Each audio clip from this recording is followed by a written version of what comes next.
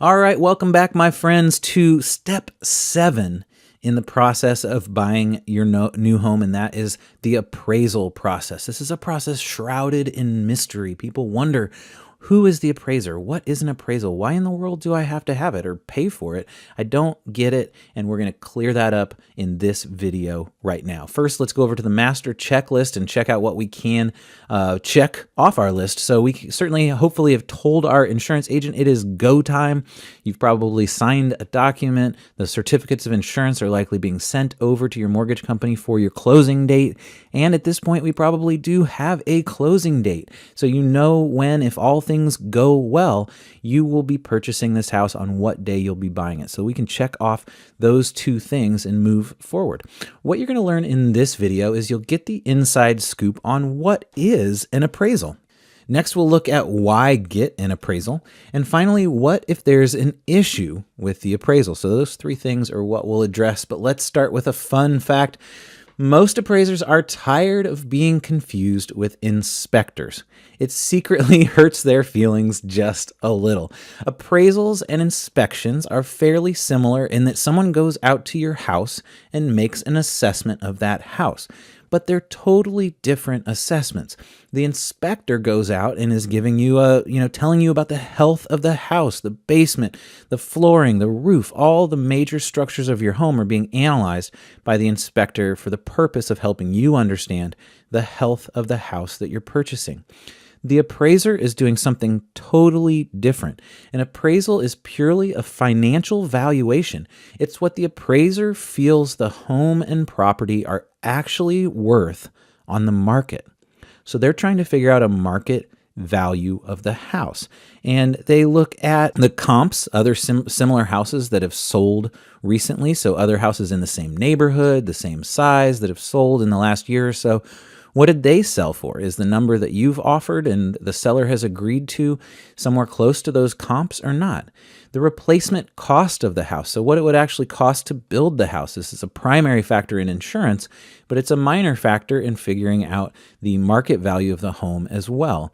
And finally, the purchase agreement. The appraiser actually has access to what you and the seller have agreed on for a selling price. They can see that number, and that does play into them looking at the house and the market value. Obviously, they were able to find a buyer at that price, and so that could be argued as a solid factor in the market value of the home. So they're able to see that. They know what the purchase agreement says, and that does play a factor in their decision about what they see the market value as the house to be. In the end, the appraiser gives the home an appraised value, a price he or she feels the house is worth based on all those things I described before. So why get an appraisal? Well, the purpose is almost 100% for the mortgage company. The mortgage company wants to know that the money they agreed to lend is in line with the actual value of the property. They don't want to be lending more money than the property is actually worth, because if something happens, you don't end up paying your mortgage payments, all those kinds of things, they will end up with that house as an asset on their books. If they can't sell it for some similar amount to what you owe on it, then they're stuck with that. So they want something as a part of the escrow process that tells them what the market value of the house is, so they can compare what they're loaning you and make sure that those two things are in line. So it's really all about the mortgage company. For this reason, the mortgage company usually orders the appraisal. So your realtor will be able to help you know about this, but while you are the one who ordered the inspection, often you do not order the appraisal. The mortgage company orders it because they're the one who ultimately wants it. Now, you usually will pay for it as a part of your closing cost. I suppose you could have figured it in as a contingency in your offer to the seller and said the seller has to pay for it, but most of the time the seller is not going to agree to that, because an appraisal really has nothing to do with their side of the process. This is about the mortgage company and the fact that they're lending the buyer, you, money.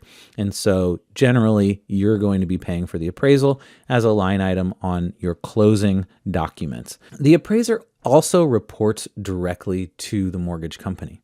So the appraiser has no responsibility to tell you what their decision is. In fact, they legally cannot tell you what their decision is. They have to report directly to the mortgage company, and then the mortgage lender will tell you what the appraisal came in at. And for that reason, I don't see any purpose in you going to the appraisal. Sometimes people ask, should I go to the appraiser or to the appraisal? And to me, there's no reason. The appraiser is not going to be able to tell you what his or her assessment is. They're not going to be able to tell you a final number. They're certainly not going to give you any new information about the house. You've already had the inspection, so you really are on top of all those details. So I don't see any value in you attending the appraisal. Having said that, most appraisers say that they don't have any problem with you attending, but generally people don't attend the appraisal for the reason that they aren't going to get any information from it. They'll get information from the lender. They'll tell you the results of the appraisal. So that's how that happened. So what if there's an issue? And let me just describe quickly what could go wrong. But then I'm going to tell you that it usually doesn't. So don't get too worried about it. But here's what could go wrong. So you're buying a house for $200,000. And the loan is for $190,000. So you're borrowing $190,000 from the lender. And then the property appraises for $180,000. So the property appraisal is below the amount you're borrowing for the house. Now, based on the market, maybe that $200,000 that you offered was perfectly fine. But if the appraiser doesn't agree with that, if the appraiser feels that it's actually only worth $180,000, then you have a problem now. You're $10,000 off between what you're borrowing and what the house appraises for. So that's the problem that could come up. But there's really, you don't need to worry too much. For one, because properties almost always appraise perfectly fine. Part of that is because the appraiser can see the purchase agreement, so they know what you offered, and that factors into their decision making. So unless you guys are way off of what market value should be, then it almost always appraises. So if you did your homework, if you used your realtor and agreed to a fair price on this property, then it will usually appraise just fine, because you weren't offering some crazy amount that's outside of what the market kind of has seen for other similar houses in that area. So you're doing your homework, you're using a realtor, you obviously have the new home buyer's guide that you're walking through.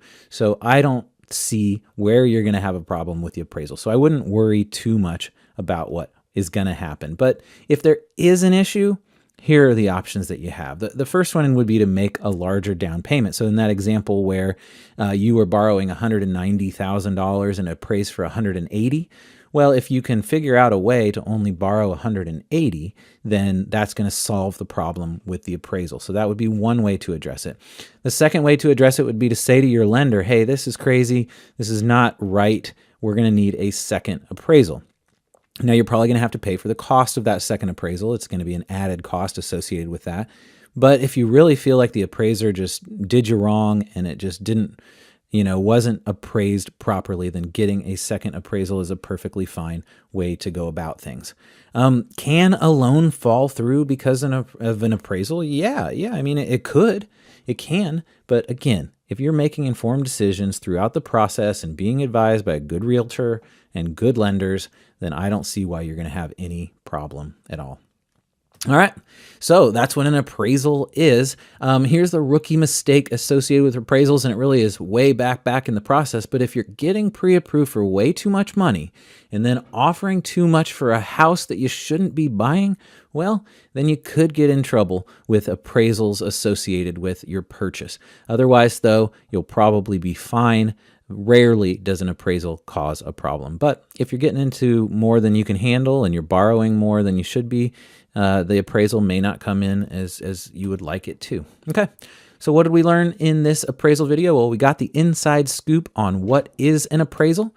We talked about why get an appraisal really has nothing to do with you, has more to do with the mortgage company. And finally, what if there are issues in the process? There's not going to be, so you don't need to worry about it because you put all your ducks in a row and did it right. But we talked about what you could do if there were issues. All right, the next video is your closing. You've made it through the whole process. We've dug through the escrow period, and now we're ready to go and actually buy that house. And in this video, I'm really going to talk you through it, talk you through the closing, tell you what's going to happen, give you some, a checklist to make sure that you have all the documents that you need to have, all that kind of stuff. We're going to make the closing perfectly smooth for you. Looking forward to being able to do that. All right, time to head over to the Facebook group and share how you're feeling. I bet there are not that many things over there on appraisals because they're just kind of a weird thing that's a part of the process and doesn't maybe have tons of good stories around them.